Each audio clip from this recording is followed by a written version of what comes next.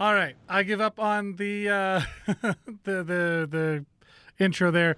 I'm still dealing with some computer issues that were plaguing me all of yesterday and a little bit on the last stream. But for now, we're here. Welcome to the LZ Sports Show. I am Mark Adam. I'm going to be joined here by a couple of fellas that kind of know what they're talking about most of the time. So I'm going to bring them all in together here. Where's my? There it is. We got Keith McKnight. We got Carey Bilkowski. We got Neutral Zoner, our Redditor and anonymous friend. So how are you gentlemen today? Pretty good. Yeah. Doing well. Joe, Doing well. It's a great day to be a sports fan. You know, you got playoff hockey going on. Things are getting intense with other series, even though things are a little bit on the question for the Jets. I wouldn't write them off so soon as much as I did earlier. But nonetheless, how's everybody's mood today? Everyone's feeling good? I'm feeling great. The sun came up. Yeah. Yeah, it did eventually. So this stream is going to have some, I don't know what's going on with it right now, but we'll figure it out. All right, everybody. Does that sound okay? Because I'm just going to do everything manually today with my mouse instead of all my fancy setup that I have, because it just, everything decided to be a big jerk just now. So here we are. I know what not to do. I'm learning all the not to do's and I'm getting them out of the way as soon as I can. So, yeah, it is what it is. The game last night, not great. Let's look at the game stats. First of all, before we do that, I want to let you know, follow us on all the social medias. Those are very important to us. Facebook, Twitter, Instagram, YouTube, Twitch. Please like, subscribe. We really appreciate that. And you can also give us a call or text on the WPG Sports line, 431-800-4555, or email thelz@thewpg.ca. And one more quick thing. We do have this chat box available. Jonah Colomb in the chat box already. Excellent. Welcome, Jonah. And the other thing I want to mention is that Aquatech Pool, Spa, and Bath, thank you very much to our sponsor. I can't roll their video because it won't play, but we can say thank you so much to them. And they're over on Dugald Road. They, their slogan is "Relax, Aquatech's got it." So if you have any needs in, bathroom renovations, you're trying to put a hot tub in your yard, or they'll break ground and dig you and build you a pool. They do all of that. They don't contract out. So everybody that comes to your house is actually an employee of Aquatech when you deal with them. So that's everything is handled in-house. There's no third party, he said, she said, anything about that. So feel very good about hiring those guys. And now back to the regularly scheduled program. Looking at the game stats, that's it didn't update. Never mind.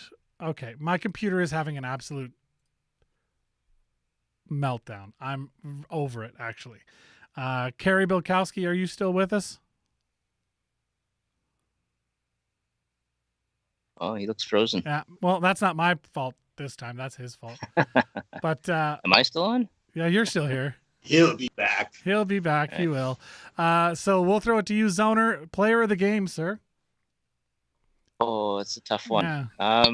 But Hellebuck was by far the best Jet last night. He kept them in it for a long time. Those two saves at the end of the game, third period, I think one was a breakaway, the other was partial. Wow, like he was definitely there, like for the boys when they made mistakes. So that goal they let in, it's hard to fault him. He was deflected off of Morrissey. That was more of a kind of a brain cramp by three players all at once. But no, Hellebuck, he was by far the best Jet last night. Sounds good. And we'll go to Carey Bilkowski now that he's back. Player of the game for you? I think I just heard Zoner saying Connor Hellebuck. You're offline. You're offline. I stole yours. Fair enough. Gosh, I don't have a lot of good things to say. Man. Is it possible to just pass today? I mean, I guess so. Hey, I guess so. Yeah, Connor Hellebuck is my answer, but beyond that, I don't have a ton of praise to spread upon the Jets today. All right, Mr. McKnight. I am going to have to agree with Zoner, not to make it easy on myself, but when you look at a blank score sheet, you're like, well, who really tried to show up? And I can't go with Kyle Connor like all the time just to bail myself out. These things, it's like, oh, who's he going to pick? But I just felt that it was really only the goaltending. I know the Jets came out on the losing side, but Connor Hellebuck really did try to hold the boys into the game yesterday as best as he could. And as much as I agree with the assessment that there wasn't a whole lot of good going on, Hellebuck absolutely held it down. But I liked Pullman, actually. I liked how he folded in there. He hasn't been given a lot of opportunity recently, and he took that to step up. He was dependable. He was a reliable guy back there, I thought. But that was my observation. Defensively, I thought the Jets didn't play terribly. They only allowed 20 shots or whatever my actual real graphic says. So, yeah, I can't be upset. They allowed 24 shots, and I mean, when Montreal normally gets a lot more than that, it looked good on our defense.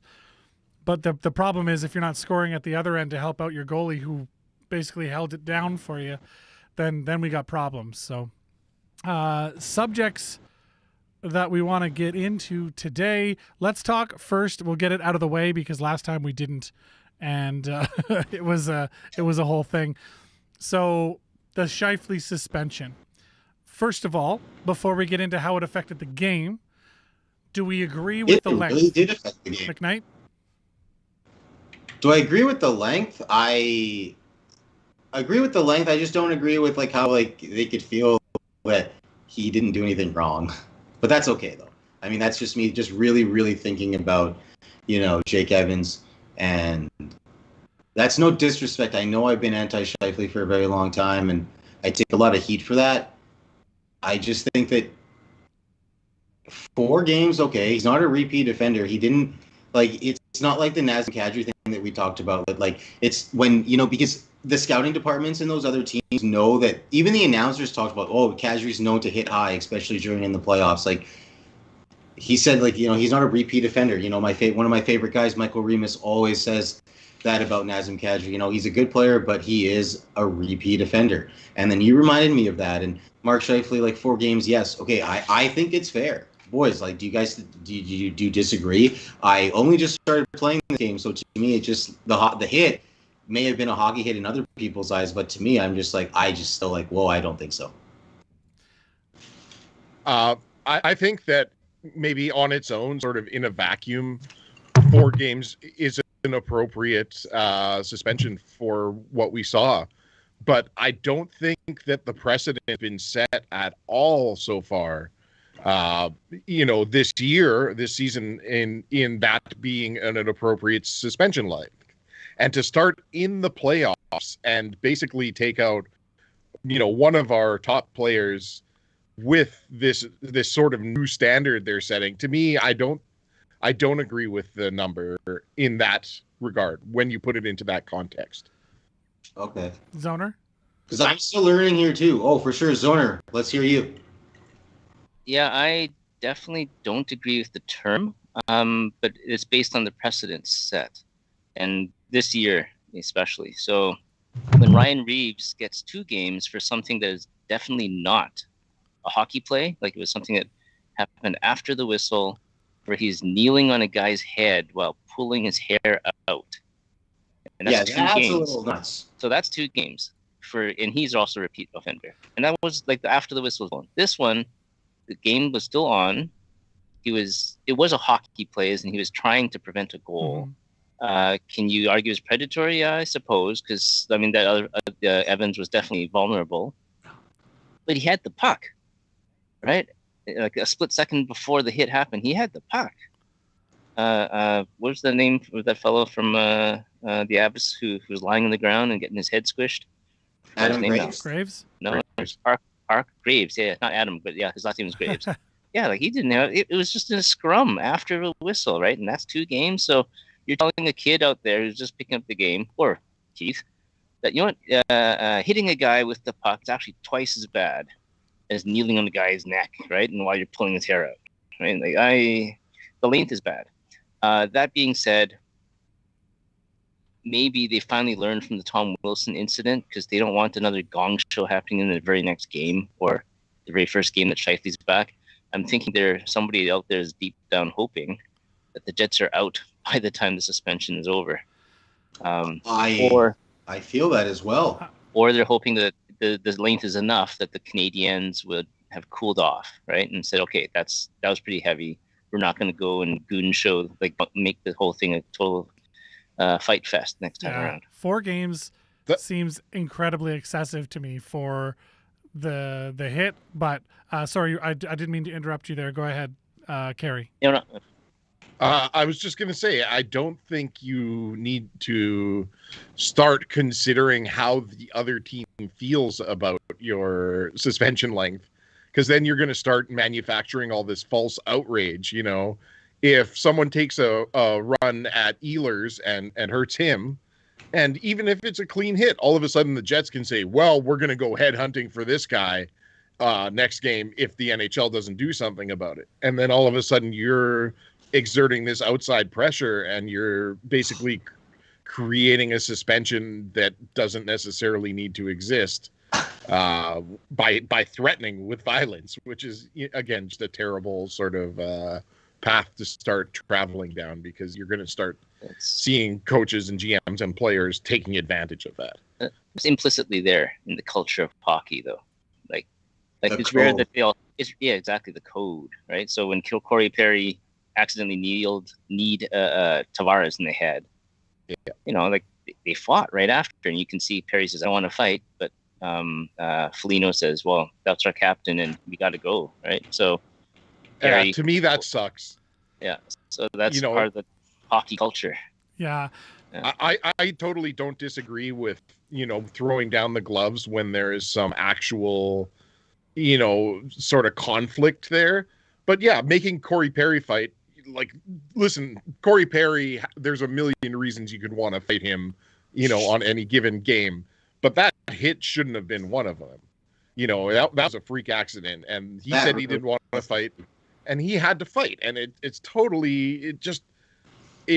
unnecessary, and that's the really goony part of hockey that I think they should be focusing on getting rid of, more so than heavy finished checks.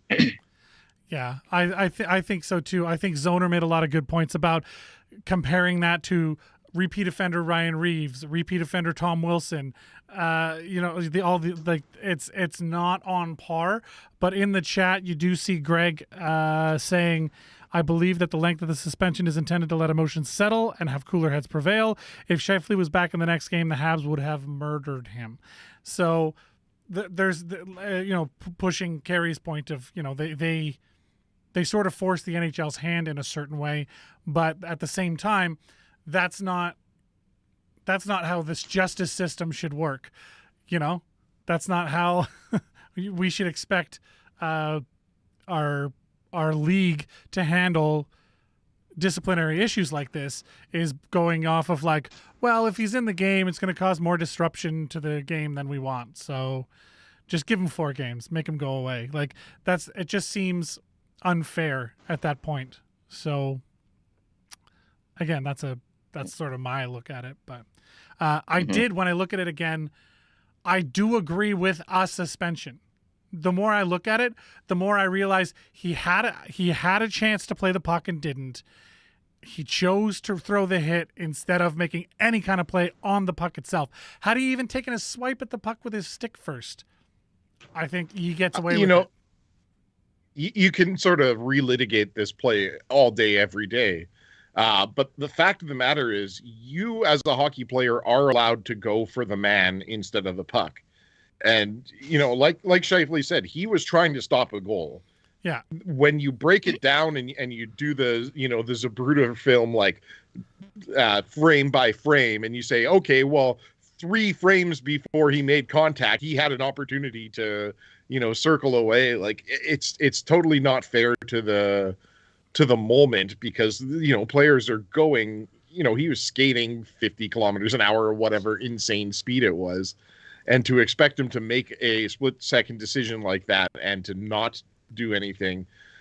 Again, I'm not saying that it was a totally clean hit and that he deserves nothing, but I also think that there's a lot more context and a lot more behind it than just, it was a dirty hit and he deserves a big suspension. Yeah, I think so too. I think there's politics involved in that decision, and I don't like it. I think it's still 1 or 2 games would have been fine. Given the more I watch it, the more I'm like, okay, I get why they would suspend him. But 4 games, and again, it comes back to his history. It was a hockey play during hockey, making a play on the puck. All of those factors should have come in. 4 games? Are you kidding me? And I mean, he didn't even bother appealing. He didn't want to be a distraction to the team. And for suspensions that are only 4 games, the odds of having it resolved before it's all over anyway, you know what I mean? You're just causing stress and distraction to your team as they're trying to figure out what's going on with, they're one of their leaders, while they're also trying to fight off this resilient and rather annoying Habs squad, right? So I don't know. That's I'm very frustrated by the whole thing, to be honest. It's yeah. It is very still frustrating. Yes, it is. It's definitely still a very hot button topic. I actually posted something on Reddit yesterday that got taken down. Oh, really? Yeah. Well, I was thinking. share. I was just Wow, thinking that's awesome. awesome.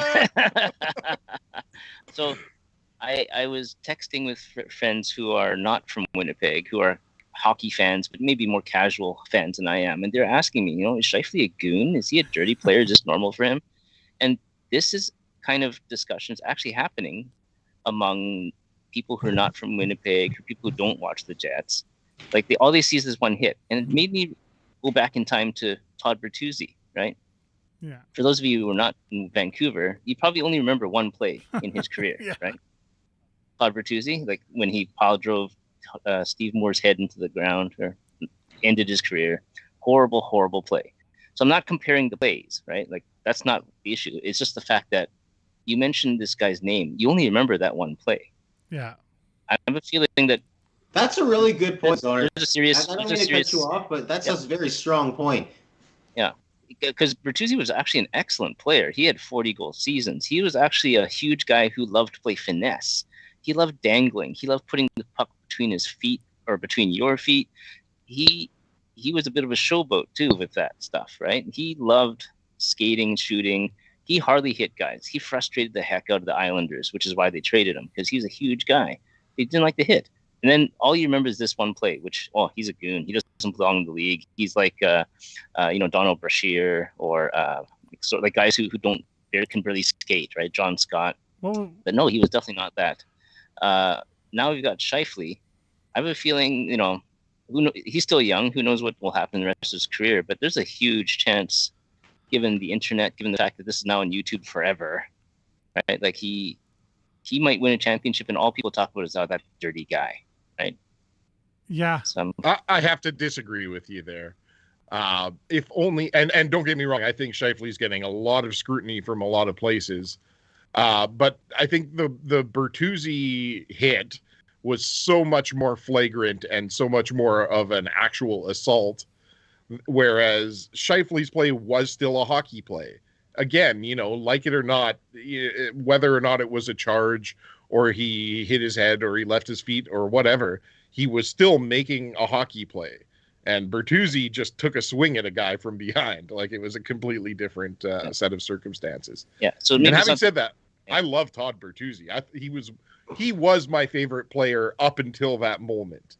And I really had to take a different approach to it afterwards, because that was I just want to say the two things, though, is that Todd Bertuzzi, like that, I think what they're tell me if I'm wrong, and I think like it'll justify with the both of your, and with the both of you boys here, including Mark, that maybe with giving Mark Scheifele 4 games, with the Montreal Canadiens already being up 1, potentially if the Montreal Canadiens do put themselves in a position to end the series before Mark Scheifele comes back, it will not let that type of thing happen. And I feel, because I looked at the interview, was it Mark Savard was the head coach of the Vancouver Canucks at the time? Crawford. Oh, Mark Crawford, yes. Okay, exactly. Mark Crawford. And then, he went off in that interview and, he's very upset that, like the league didn't really do very much about what had happened before leading up to those events. So when you talk about that sucker punch, I just felt that, there wasn't enough done to handle de-escalating the situation. But now, because of Scheifele being out, it's like when you boys both say, kind of get rid of him, it's just like, all right, well, this will maybe hopefully keep everything away, like all of the headaches that we don't need, the headaches that we don't want. Right. Well,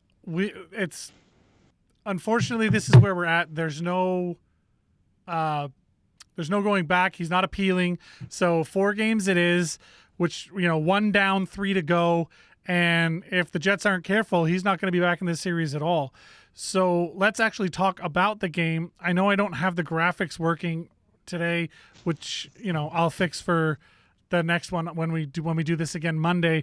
I promise those graphics will be fixed. That's the only thing I'm going to work on between the end of this show and the start of the next one, is making sure that the next show works. Because once it does, then we're gold, and then I can do other things. Hey, we're doing a great job. Don't discredit yourself, sell yourself short. I'm trying over here. I'm trying to keep it together, but the audio is working fine, and we're cruising along. So let's keep this moving, and let's go over the stats. The Canadiens, obviously, they win 1-0 last night.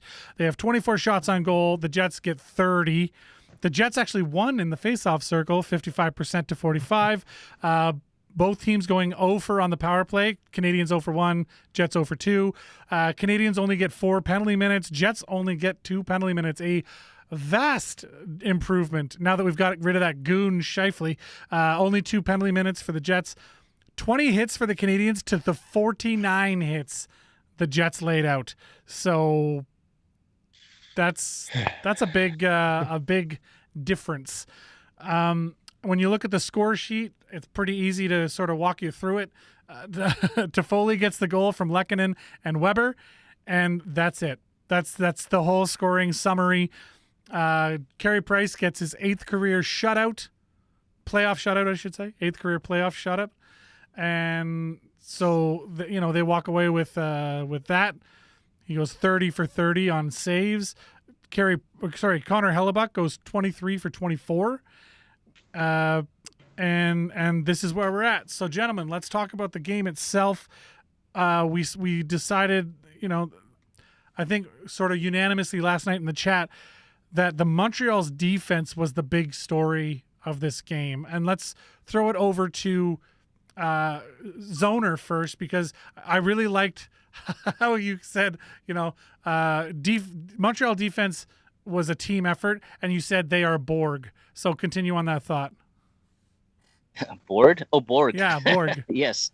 Yeah, they're playing as one collective brain, one unit, right? They all know exactly where they're going to be, and they don't move out of lockstep with each other, right? They're always together. And actually that goes for offense too, if you watch them closely, right? So on defense first, Jets are trying to break out. There's always one guy, trying to cut off some angles, but there's 3 guys in the middle just waiting for someone trying to cut through the neutral zone, and they're all there waiting to deflect your pass, bump you a little bit, slow you down. On offense, they're very good at supporting the puck. One guy has it, there's another guy skating right next to him waiting for that short pass, so that when you take him, he's ready to go. Like it's just this mechanical thing, and it just happens night, like shift after shift after shift, until it just wears you down. And now suddenly, for a very brief moment in time, I felt sorry for Toronto. Now I know what they went through. Yeah.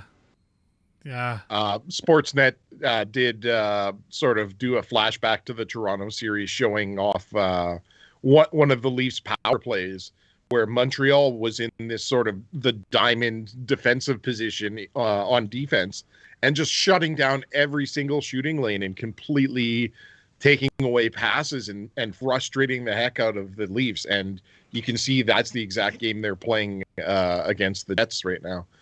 One thing that I think is worth bringing up is Montreal didn't have a single forward over 20 minutes of ice time last night. They really balanced their forward lines quite a bit, and they keep fresh legs out there. And that, I think, was a really big key to how they were frustrating the Jets and, keeping them from getting clean zone entries and from getting those opportunities, was just always having fast, fresh legs out on the ice. And the Jets did the opposite of that. I think we had 6 players over 20 minutes, and that's not really a sustainable way to do things when you're against a team that is not doing that. Yeah. And every one of Montreal's lines plays the exact same way, right? Yes. With the Jets, you can expect their fourth line to do exactly what their first line does. Yeah, and the Jets, the third line is really different than the first, right? But them, they're all the same. And yeah, you're right. Corey Perry's, I think he's maybe on the fourth line, right? And he's got 13 minutes ice. They're all hovering on the 15 to 17 minute level, except for Danault. A lot of teams are bringing in a lot of cup experience from, with free agency from these last couple of years. It's kind of crazy how that's been spread out, like how Toffoli and Tyler Lewis are playing against each other. And, for example, I just lost my train of thought. There was one more player. Oh my God. There was one more player. I really wish I would have known who it was. Canadians have Stahl and Perry. And yeah, exactly. Corey Perry's Perry, exactly. Yeah, he has all that experience as well. And it's really spread out through the league right now. And it's very interesting, but I just wanted to say and I send a shout out to our friend in India, Abdullah. I didn't want to forget him.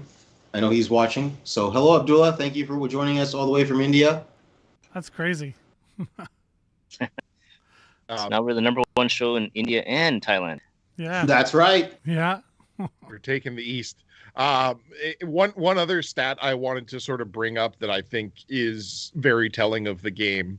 Half of the Jets' shots were by their defense yesterday.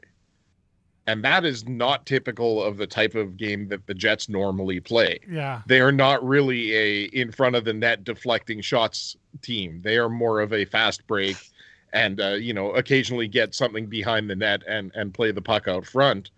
And I think being forced to play a different style of game really affected the Jets and frustrated them and kept them from having any effective sort of offense. I agree. I also think the that whole thing where they kept them to the outside, it stopped the Jets from playing their game. They weren't able to impose their will like they normally do, and being stuck on the outside because, as you pointed out, we've talked about how Montreal's defense was just one brain, let's go. It really frustrated the Jets. The Jets are used to being able to get, they don't normally shoot well over 30 shots in a game, so only having 30 or less shots is normal for the Jets. But most of those shots generally come, to mirror the point that you're making there, Carey, from the forwards. They come, they move the puck around, shot from the half wall. You got Kyle Connor that'll take a step in and have a go. You have Mark Scheifele on the one-timer from that wing. Our best shooters are our forwards. We don't have that bomb from the point except for Stanley, who is being grossly underused, in my opinion, in this series. But how do they fix that? How do they get inside? Because honestly, the big story at the, we talk about how their defense was so good. Any prime chances they got, Carey freaking Price sitting right there, making all the, he'll make easy stops or hard stops, doesn't matter. He's only got to make, 7 really good stops a game, and he's up for that. So if you're going to be shooting 30 shots, they have to be good shots. They can't be, pass shots from the point that, get sort of bounced around and tipped. We got to be doing more the way that the Jets like to do it, not the way that other teams do it. The Jets got to get into their game, and they've been off their game for these last 2 games. I think one thing that we saw last night, and I'm sure everyone saw it in the replays, was on that shorthanded goal was the Kyle Connor sort of skating back and not really covering anyone. I think everyone called it a flyby, where he just kind of like skated through the zone and kind of acted as a screen on Connor Hellebuck and didn't sort of have any defensive responsibility there. That was really bad for a couple of reasons. We need to have those two-way players.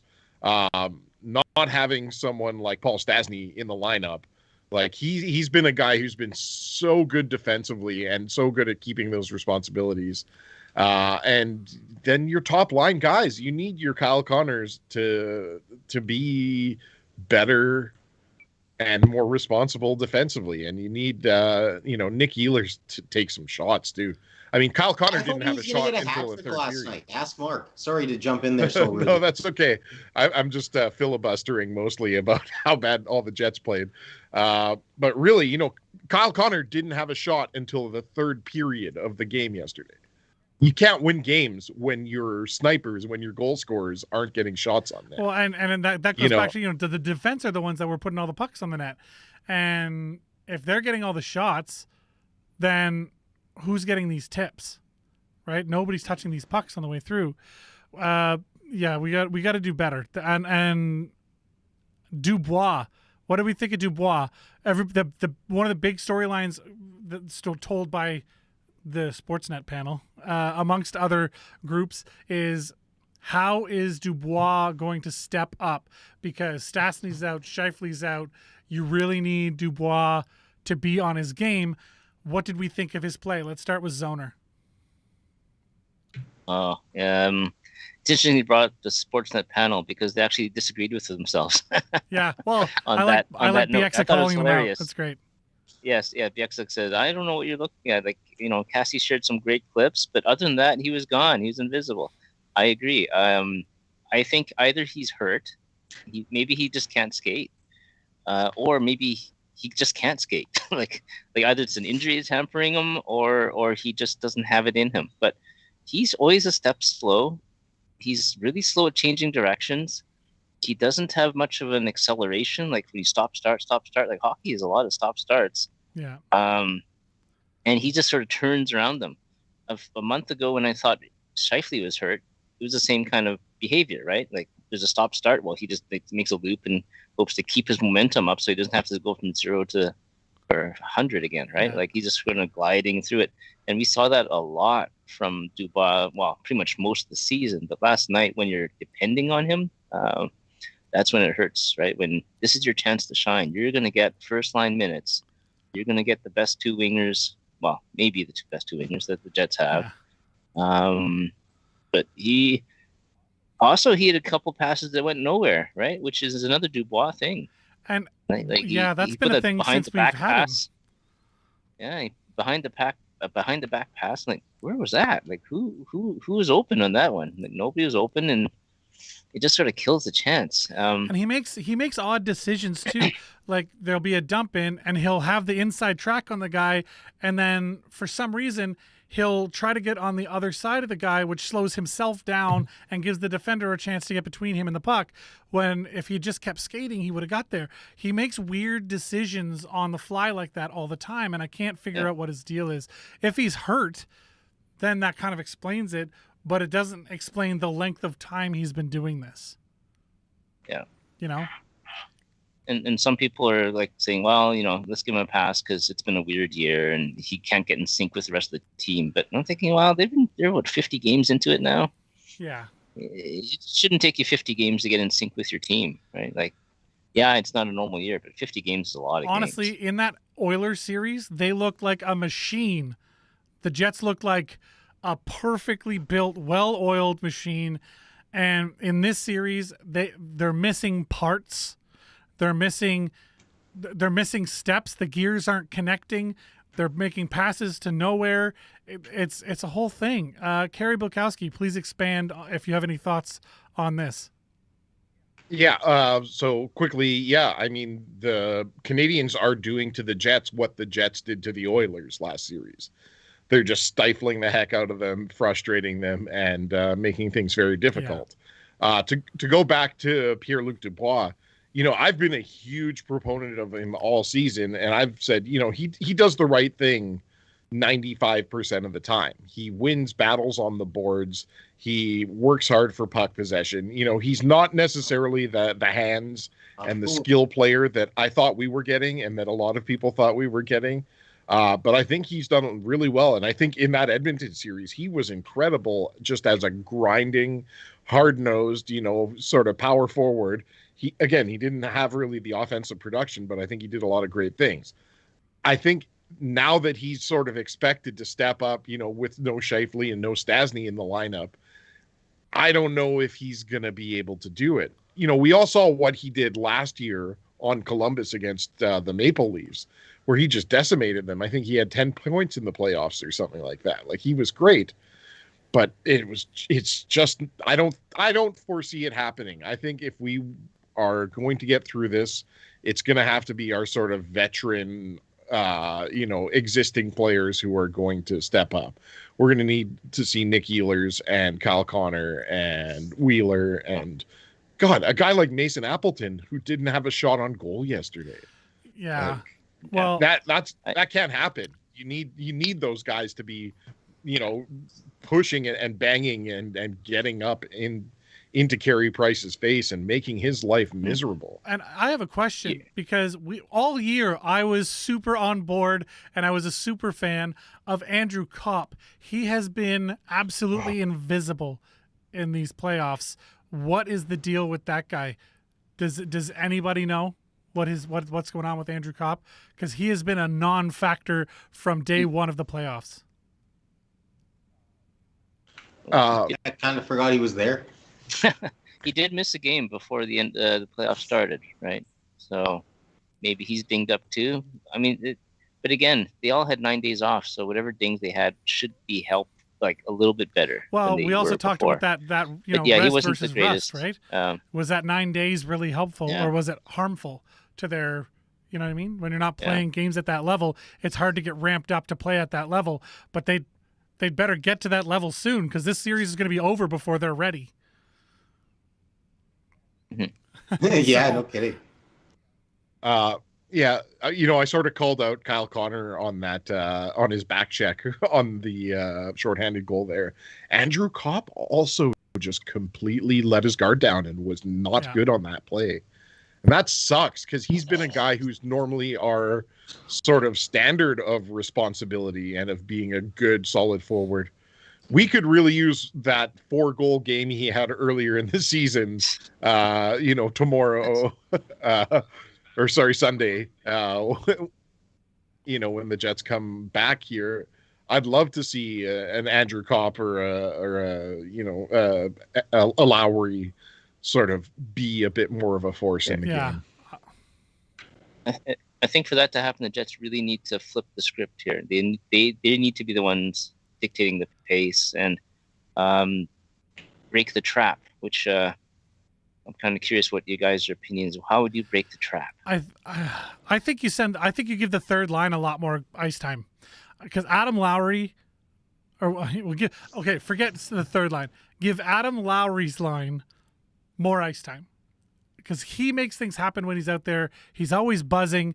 He's frustrating the opponents, and he's one of the only players this series that's doing that.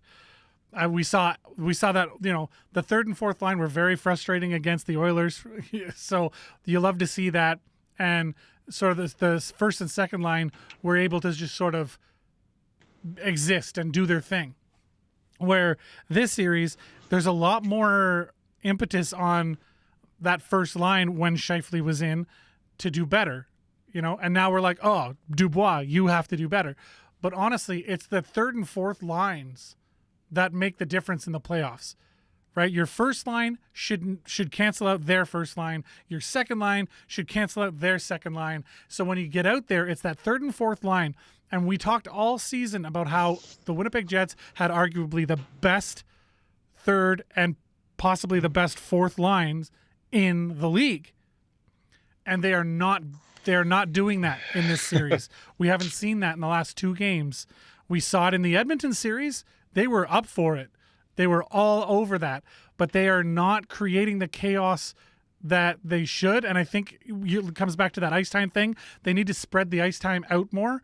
Our superstars, if you want to call them that, are not producing. So take their ice time down a little. Give that ice time to, you know what I mean? Let them rest a little more, so when they're out there, they are more effective. It does you no good to run them to run their tanks dry and not get anything for it, right? When you got fresh legs on the bench who are ready and willing to help. So that's what I think we do. Can anybody else agree, disagree? McKnight, what do you think? No, I am definitely on your shoulders for that. Definitely full support. There's nothing I can take away from those statements. And Carey? Yeah. I mean, I don't disagree. I think that we need our depth, especially our forward depth, to sort of step up here. Can I ask you guys a question? Go. What do you feel about Matty Hustle, about Matthew Perreault's performance yesterday? I'll let Zoner go first, but I have thoughts. Yeah. Aside from his penalty, I thought he was the most effective Jets forward last night, doing the same things that you were talking about Lowry doing. Right, so he was hitting guys, he was deflecting pucks, getting into zone, getting into passing lanes, and being a pest. I think he, out of all the forwards, should be getting more power play time because he's willing to do the dirty jobs. I was watching that power play with Wheeler screening. Wheeler's a big guy, but he's turned himself into a finesse guy. He's not out there fighting for position. He's there just to distract you for a second, then he'll go back to the corner looking for the puck. Right, or he'll go back to the half boards looking for the puck so that he can make a play. Perreault, he's just going to make Price's life miserable standing in front. So I think Perreault, he was in the third line yesterday. So I think he and Lowry were a big part of making that third line work. I think he should be getting more ice time than anyone else. Yeah. Here comes the counterpoint. Well, it's it was a dumb penalty. It's though, a little yes. bit of a counterpoint. I was watching the game and I just kept thinking, what is Perreault doing? What is Perreault doing? What is Perreault doing? And then he takes a really dumb penalty and I'm like, what is he doing? What is wrong with him today? But to his credit, he was always mucking about in the play and causing chaos, like you said. But I think because he doesn't get the ice time that the other stars get, I really think he tries to do too much. You know what I mean? I like the way he grinds. I like his effort, but I feel like he's trying to do too much because he's not getting on the ice enough. If he was given more opportunity to get out on the ice, he could go a little less intense, a little more heads up, because I loved his intensity. I loved where he was at as far as his work ethic was, but he just seemed unfocused. He wasn't making smart decisions. He was making the easy decisions. He was grinding and working. And I know you're a huge fan, and I like him too, but he's got to be more heads up. And I think Maurice has to play him more. And I think that will actually make him take his time a little more and, take that extra split second to think, if I do this, is it an advantage or am I wasting energy? I love his hustle, but not all of his hustle went into positive places. Like he wasn't channeling that into positive results. So as much as I really like the way he's playing, I think he's got to get on the ice more and slow his brain down a little. Is that fair?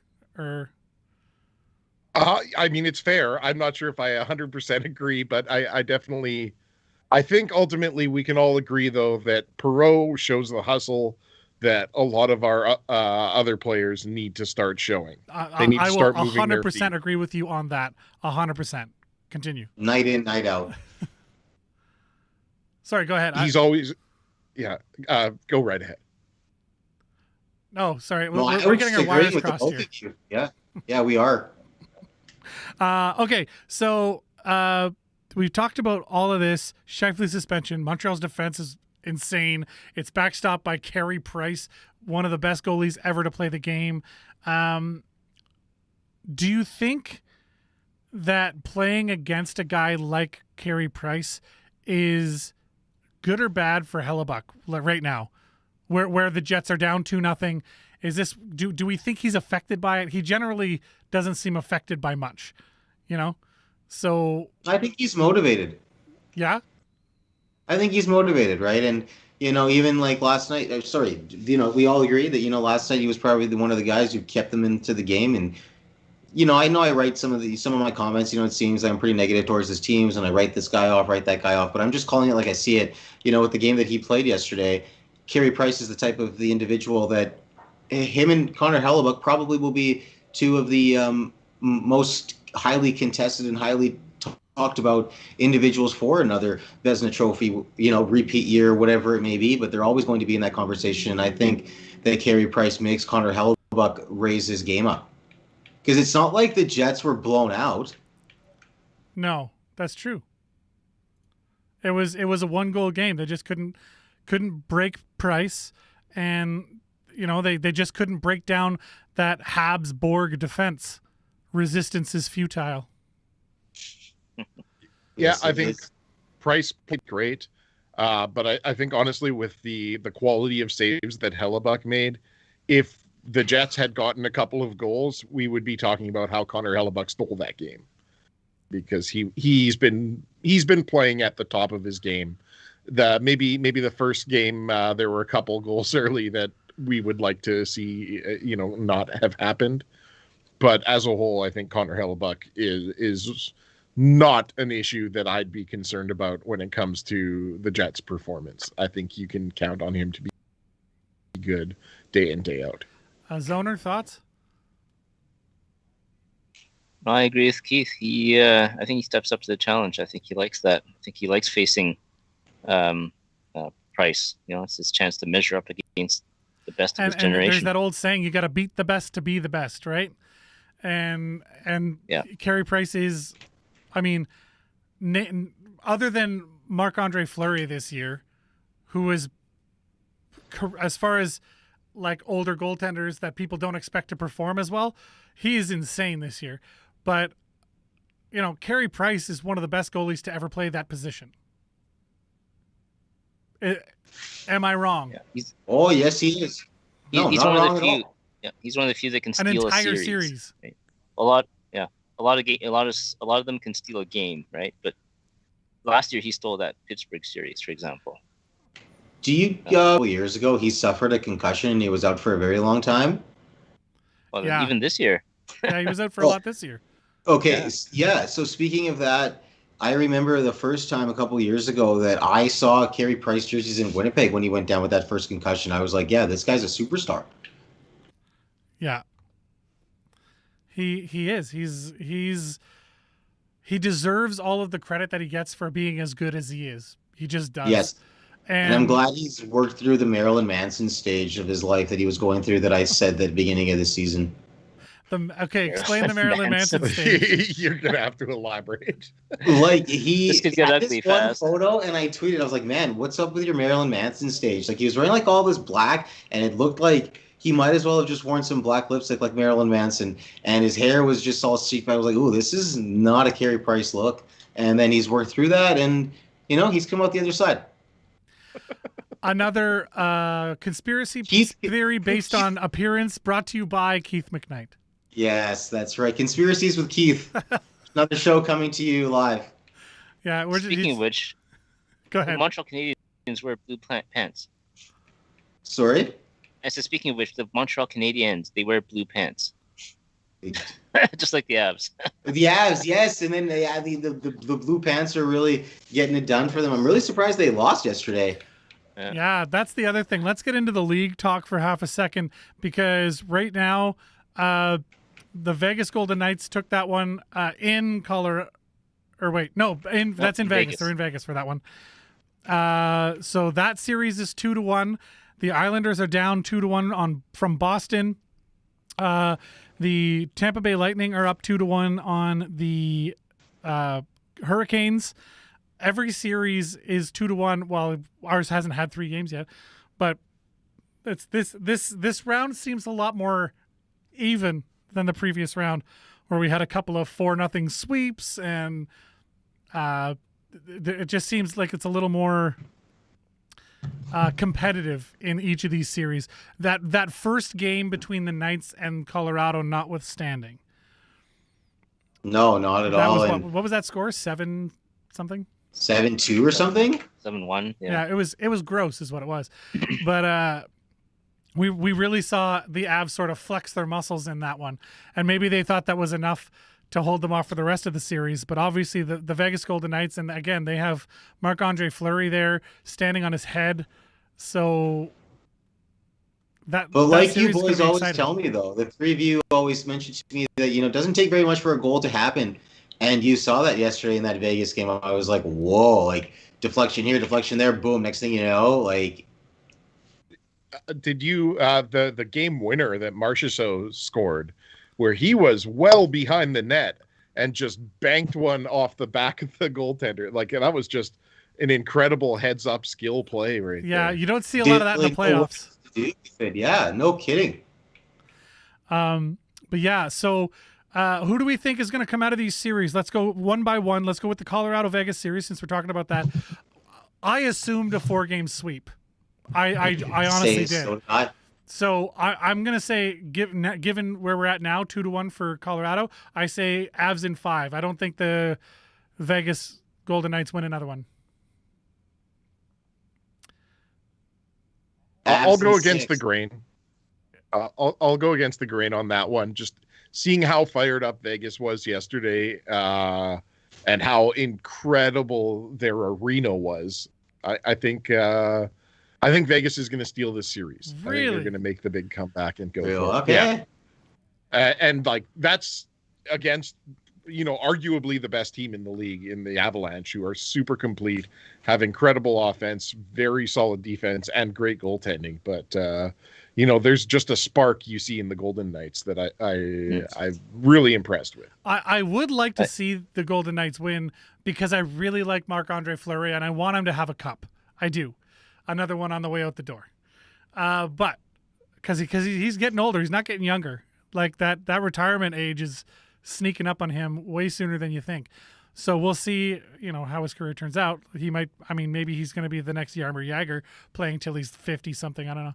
But all it takes is 1,000 squats a day. Yeah, that's all it takes, eh? That's it. That's it, Jaromir. And ankle weights, yeah. Yeah. Okay. Well, Keith knows the drill apparently. But I do. But did I hear you say Avs in 6? Avs in 6. Zoner, are you going? Where are you going on this one? Oh boy, I think it's going to go 7. Oh, but the Avs will go. But Avs will take it in 7. Avs in 7. Okay, so you think it's? But Vegas is. I don't know. I could go either way though, because Vegas is, to me, they are the Borg, but on the offensive side. Montreal is the Borg on the defensive side. But if you watch the Avs play offense, every line plays the same way. They're all of one mind. Yeah. And it literally, they're just out there to crush you. They could interchange all of their wingers with whatever centers, and it's the same style. It's crazy. They are. You can take the numbers off the backs. It doesn't matter. They are the scariest team. Could score. Honestly. Yeah. They're like, when you see guys like Cale Makar skating up the ice for half a second there was a couple times where I'm like, is that McKinnon? And it wasn't. It was Makar. And I was like, holy crap. Like, he moves like McKinnon. He's not as fast, but he moves like McKinnon. And then he drops it off to Landeskog, and he'll do, you know what I mean? Like, their team has no shortage of guys that can move the puck, and they all think the same way, like you said. Like, it's crazy. But if it went 7 games, I would assume every one of those games would be won on home ice, because down in the States with the fans in the stands, it's a whole other game. And that's going to be the challenge for the Jets now going to Montreal is, it's not a full house like it is down in the States, but 2,500 people in the stands is better than none.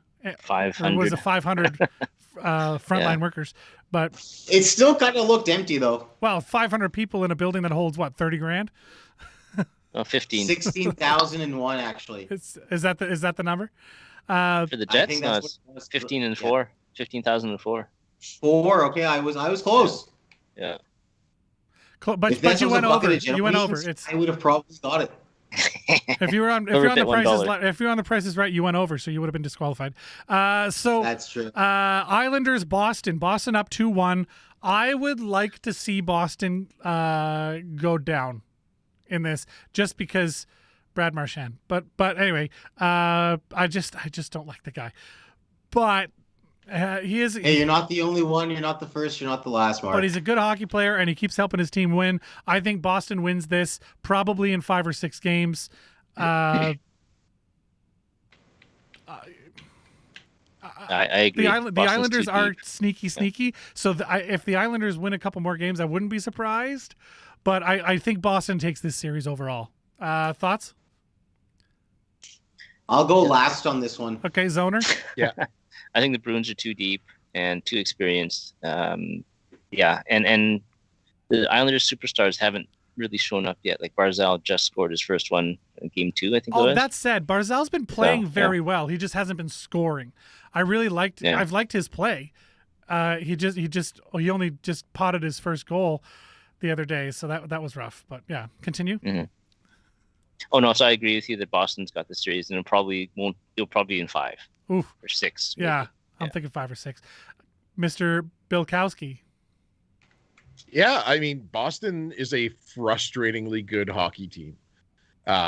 They have great two-way players, and as much as, no one's really a fan of Marchand, that guy can score, he can hit, he can skate. He really is a complete player. And I hate saying it. Having said that, I'm cheering for the Islanders so much that I'm going to pick them as well to take this one in 7.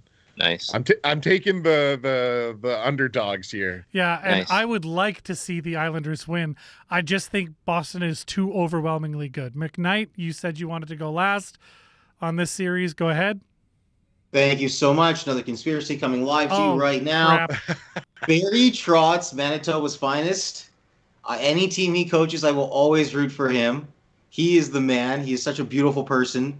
Great coach. I love the way he talks. I love the way he handles everything. And I'm rooting for him. I'm going Islanders in 7. He's going to get the boys out of whatever funk they may be in, because I was very surprised that game went to OT and the Islanders lost it. And I think that they walked off the ice very professional with their heads held high, where they weren't discouraged that they can compete with this Boston team. But, I think one of you boys told me the last show or before we went to air that every year the thing with Boston is that they're always build for the playoffs. No matter how they do in the regular season, that's just how they are. And they're going to be a tough team to get through. But the conspiracy that I'm going with Coach Barry Trotz, I know we're running out of time. He got Ovi a cup, and then he dethroned Ovi as he coached the Islanders. So I'm telling you, he just dethroned the kid. I'm telling you, he's going to do this to Boston too. You can't stop Barry Trotz.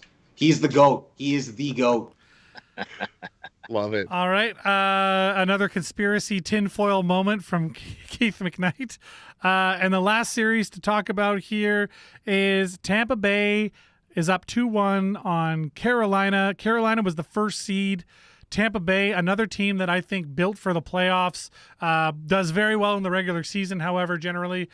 But they're one of those hybrid teams where they have 2 modes, right? They have their regular season sort of finesse play, but when it comes down to it, they're not afraid to get in the corner and get dirty and throw bodies and that sort of thing. So Tampa Bay, they're a hard team to play against in these playoffs.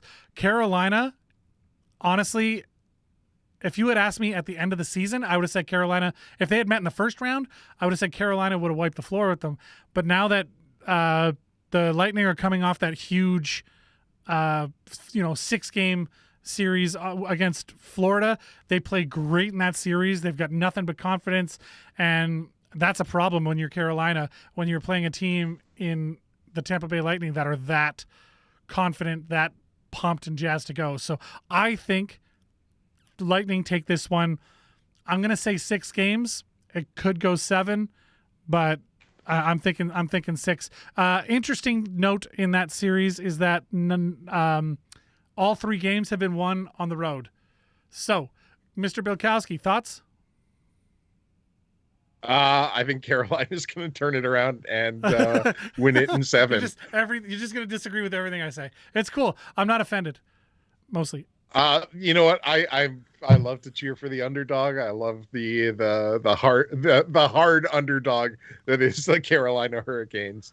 Yeah, I see them having a really complete team and grinding it out and making it work. Mr. McKnight? I have a feeling Carolina might give them a fight as well, but I'm still going to have to go with Tampa Bay on this one. It's not going to be easy for either team. I just think Tampa Bay has the experience, and I know John Cooper, he's a pretty hungry coach.